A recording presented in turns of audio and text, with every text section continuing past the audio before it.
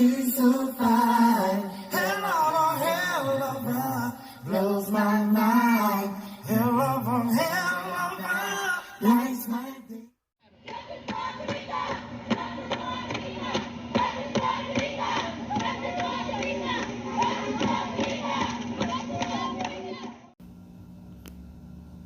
What's good, guys? Today is Friday, September the 16th, 2022. This video, as you could tell, was going to be about Kenneka Jenkins and specifically the Cook County Medical Examiner's report that was done on September the 10th, 2017 at approximately 10 a.m. Now, the reason I'm going to go over this report of post-mortem examination is because I've heard some things buzzing around that are not true, and so I don't want my subscribers to get lost in that foolery. So I'm not going to go over the report in its entirety, but I am going to cover the things that most recently have been created into this false narrative. So let's go ahead and get into this report. Okay. Now, this report was done by Kirsten E. Howell, MD. She was the one that examined Kenneka Jenkins, and she was supervised by medical examiner Kristen Escobar Alvarenga, MD. Case number ME for medical examiner 2017 for the year -04241. Kenneka L. Jenkins, 19, black female, and it's going to start out with the external examination. It says the body is clothed in a white bra top, blue denim jacket, blue jeans, and purple underwear. And as you recall, that is what Kenneka Jenkins was found in the freezer. Accompanying the body is a left gray shoe, because as you remember, there was her left gray shoe over off to the corner. It wasn't on her.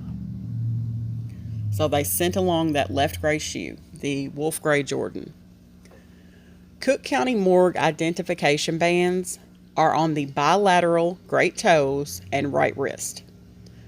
So what we would typically call a toe tag was literally on both of her big toes, and also she had a tag on her right wrist.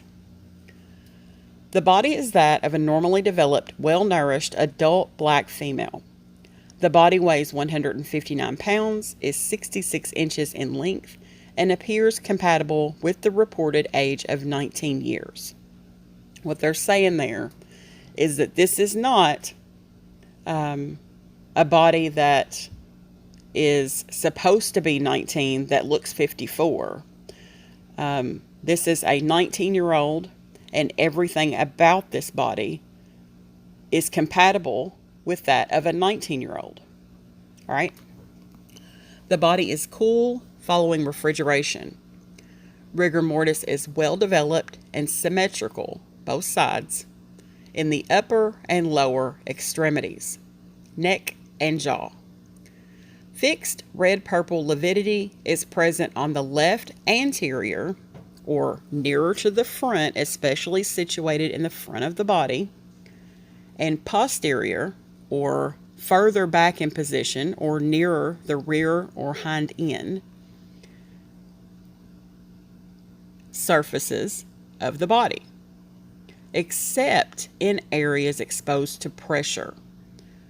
So how she was laying, if she was laying and her elbow was being pressurized, how she was laying, or her hip, it's excluding those areas. Okay, the body is well preserved and is not embalmed. A long black weave is attached to the natural black scalp hair, which is braided. The eyes are closed. Long black false eyelashes are on the upper eyelids. The irides are brown, and Kenneka was brown-eyed. The corneas are clear. The conjunctivae are mildly hyperemic and free of petechiae on the bulbar and palpebral surfaces. Now, conjunctiva is the mucous membrane covering the outer surface of the eyeball and then also the inner surface of the eyelid. Hyperemic is the excess of blood in a body part. So they're talking about excess of blood in the mucous membrane covering the external surface of the eyeball. And I'm going to tell you why they're talking about this. The reason they're talking about this is when you have conjunctival petechiae, and petechiae are tiny round brown purple spots that are due to bleeding under the skin. Now, why this is important on an autopsy or medical examiner's report is that it can show signs of choking or strangulation. Okay, when you compress the veins or the neck area and the jugular vein, it can cause conjunctival petechiae. Also, when a body is horizontal or laying down, short term, it can cause the development of conjunctival petechiae in the early post-mortem period. Now, this was a pretty big development back in the criminal justice world. They had studied or investigated conjunctival petechiae in 20 deceased who have been deceased for more than 12 hours following a prone position for 2 hours. And of those 20 cases, 8 had developed petechiae. So, all right, that's what they were looking for there. So what they're saying is there's no sign of strangulation or choking. And that's what they're saying on here, okay? So that's why that sentence is extremely important. All right. The next sentence reads, the external auditory canals, nares, and oral cavity are free of foreign material and abnormal secretions.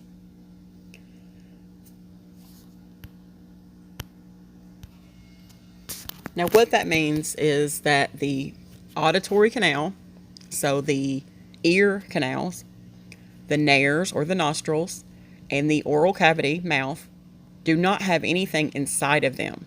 And there are no secretions coming from any of those areas. All right. No calvarial or facial fractures are present, so there's no skull or facial fractures. The ears are normally developed and have no trauma. Each earlobe is remotely pierced twice. The nose has a palpably intact bridge and septum. The lips and frenula are intact. The teeth are natural and in good repair. Examination of the neck reveals no external evidence of injury. There's nothing abnormal about that paragraph. They're listing nothing and specifically saying, hey guys, she was not strangled. Says the chest and breast are symmetrical, no breast masses are palpable, each nipple is remotely pierced once, and there is a multicolored barbell type stud in each piercing defect. The abdomen is slightly rounded. The pubic hair is shaved. The external genitalia are those of a normal adult female and are free of injury or abnormality. The clitoral hood is remotely pierced, and a white metal barbell type stud is in the piercing defect. The posterior torso is without note. Nothing to mention about the posterior torso, in other words. All right. The anus and perineum are atraumatic and unremarkable. Nothing to mention there is what they're saying. The back and buttocks have no traumatic abnormalities. The upper and lower extremities are well developed and symmetrical. There are no bony deformities, pitting edema, swelling, or palpable fractures. The fingernails are covered by intact artificial nails covered by white nail polish. The toenails are covered by white nail polish. I haven't heard anything odd about the tattoos. They do mention those. Let's get into the injury. Evidence of injury. We all know there was some stuff going on in her ankle. And it says here, a 1/2 by 1/4 inch red-purple irregular abrasion is on the lateral right ankle. And a 1/2 by 1/2 inch ill-defined purple contusion is on the posterior lateral right leg. All right. Now, let's briefly go over what the difference between a contusion and an abrasion are. A contusion can result from falling or jamming the body against a hard surface. An abrasion is an injury that occurs to the skin when it's scraped against another surface. Okay? So, let's put that into context. We have an abrasion on the right ankle, so a scrape mark, which is 1/2 by 1/4 inch. And then we have a purple 1/2 by 1/2 inch contusion, or where she has hit something on her posterior lateral right leg. All right. Another thing that gets brought up is her organs. All right. And specifically, let's get into the kidneys so that we can go over that one more time. Okay. The one thing that keeps coming up in regards to the medical examiner report is, well, there's a couple of things, but one specific thing is the genitourinary system, or the kidneys. Okay. Now, on the autopsy or medical examiner's report, it says the right kidney weighs 136 grams. The left kidney weighs 159 grams. Okay. Both kidneys are showing on this medical examiner's report. Okay. It's not finding anything wrong with it either one of them. And that's important to note, because they even have the weight for each one. And they've got the weight of her liver. All these things that these people are saying are missing are listed plain as day on her medical examiner's report.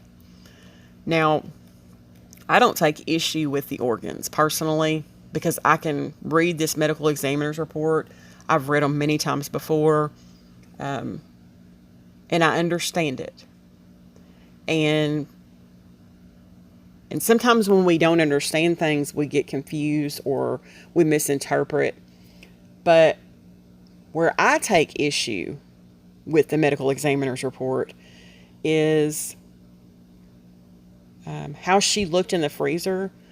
We have the abrasion and the contusion mentioned. I just feel like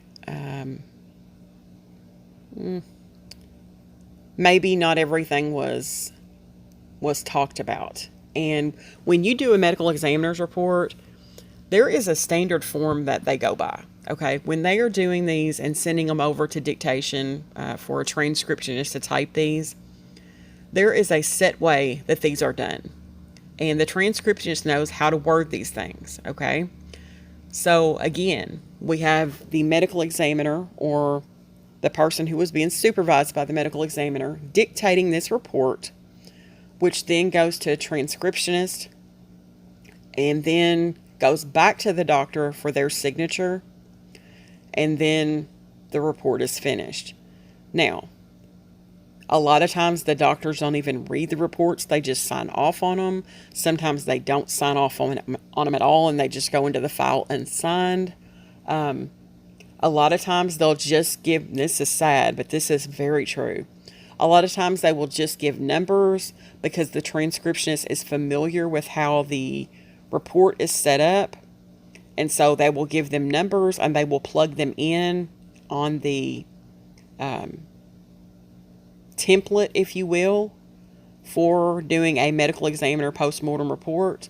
That's a true story, okay? Now, I want to talk about the specimens submitted. A DNA bloodstain card is retained. So they did a DNA card stain, all right? Samples of vitreous fluid, central blood, peripheral blood, bile, and urine were sent to toxicology. It says sections of various organs are submitted for microscopic analysis, and sections of organs are retained. All right, so that was something I wanted to bring up. The pathological findings, there's 5. Cold exposure, ethanol and topiramate intoxication, superficial blunt force injuries, and that's where I get hung up. It has abrasion of lateral right ankle, contusion of posterior lateral right leg. Cerebral edema, non-specific. I have an issue with that as well. And then the bilobate right lung. And I guess that needs to be talked about, but it probably not in this video, because that was an abnormality that Kenneka had, okay? Now, like I said, I don't like this superficial blunt force injuries. I take issue with that because I feel like there could have been so many more things mentioned there. And the cerebral edema, where did that come from? How did she get brain swelling? And see, I feel like those two things could have been combined and they could have been more specific. All right. Now, here's where I really want to drive the point home, and then I'm going to end this video. Nowhere, absolutely nowhere on this report does it say anything about semen fluid being found on Kenneka. Nowhere. Okay. It doesn't say anything about 3 different fluids being found on her from 3 different people. And let me tell you something. I have a DNA card or path that is separate from anyone else's. We all have unique DNA samples, okay? So one person doesn't have 2 different DNAs. And I heard that said out of someone's mouth, and I was just like, what? No, that does not happen.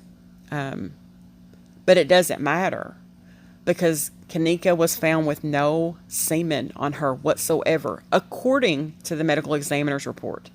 Now, if someone has something else that they're going off of, I'd love to hear it. And I'm not talking about Dr. Ali, who's not a doctor, who came in to cause a major distraction. I'm talking about someone that's going off of something. If you're saying that 3 different seminal fluids was found on Kenneka, what are you basing that off of? And I'd like to see what you're basing that off of. So that was, I wanted to clear up the kidney, and I also wanted to clear up this 3 different DNAs that were found on Kenneka, which simply is not true. And that's really all I have in regards to this. But I wanted to make sure everybody heard that, especially the new people, because they weren't here for the whole Dr. Ali saga. And it was a shit show. All right.